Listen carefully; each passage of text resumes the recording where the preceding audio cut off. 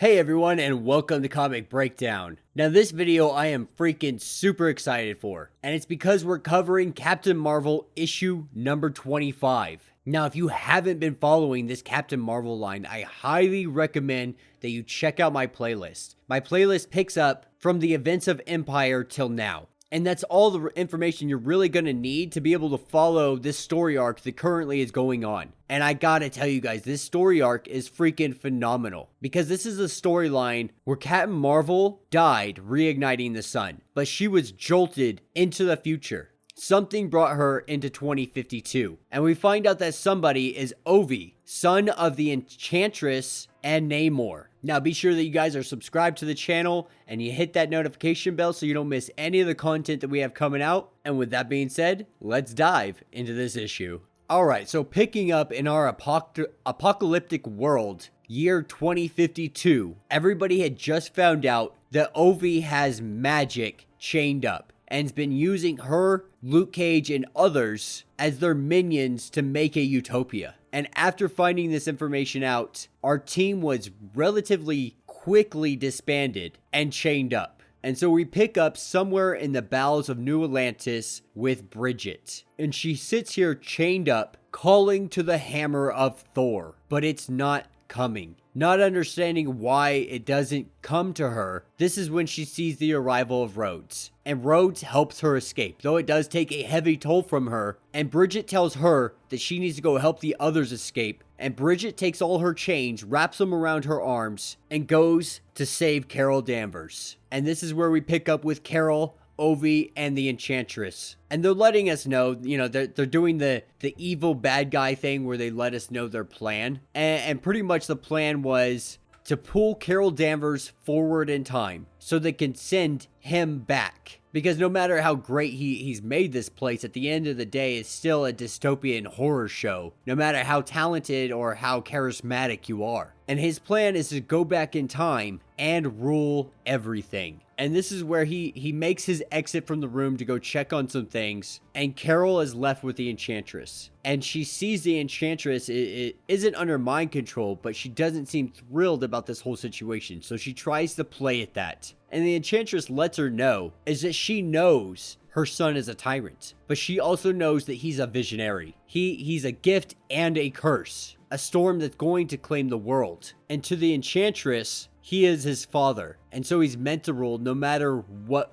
they may say or desire. And then she tells us how she kind of met Namor. She wasn't really that interested in him, but they really felt like they matched. And what they thought was love ended up not being that. It was just lust. And they were happy for a time, but it didn't last long. And then the birth of their son happened. And there really seemed to be even more distance between them. But the Enchantress has her son. She has Ovi. And Ovi, though he may be the best of them, he's also the worst. And she learned this when Ovi killed his own father. And Namor could have done something to stop this. He could have fought back, he could have struck back in some way, but he didn't. And so with that, the two fled. They fled Atlantis to seek refuge on the surface. And so for so long, Enchantress's only happiness was her son, no matter how much of a monster he's become. And so it's seeming there's no way that Carol Danvers is going to be able to sway her here. And then this is the arrival of Ovi and magic. And Ovi lets us know that he's going to use everything in this room to get her life force energy. And because it is so ridiculously hard to kill Captain Marvel, it's going to take a lot of power and a lot of time.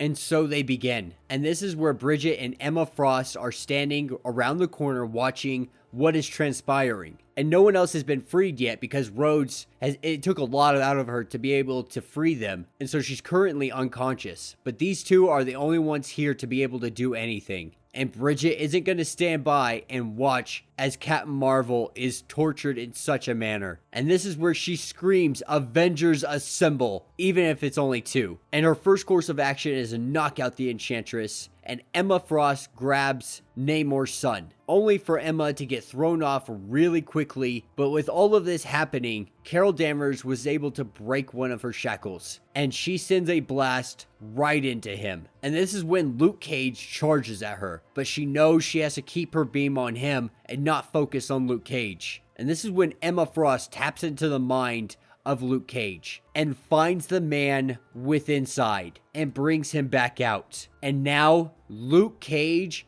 is pissed. And we see an all-out brawl. Bridget pinned to the ground by some demons, seeming like she might not get out of this, but then she says, "I am worthy." And the hammer comes to her hand. And we see the rebirth of Thor. And with that, she turns to Captain Marvel and gives Captain Marvel the much needed jolt charge she needs. And now everybody is screwed. And that will be the end of this issue. So you guys, let me know what you think in the comments, because I freaking love this issue. I am slowly becoming a bigger and bigger Captain Marvel fan, specifically because of this 2052 line. Now, yes, this is a future timeline.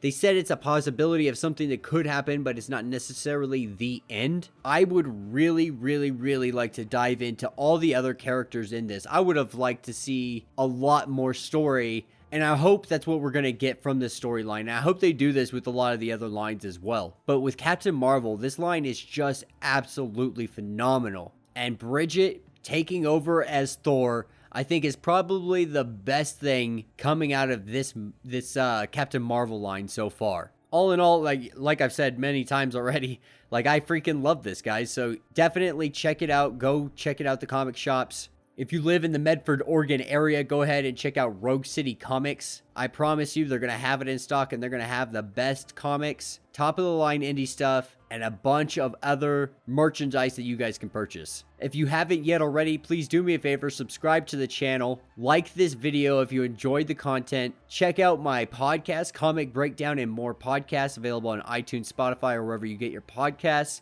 And if you want to support this channel, check out the Patreon with tons of exclusive merch. The link is down in the description. And until the next video.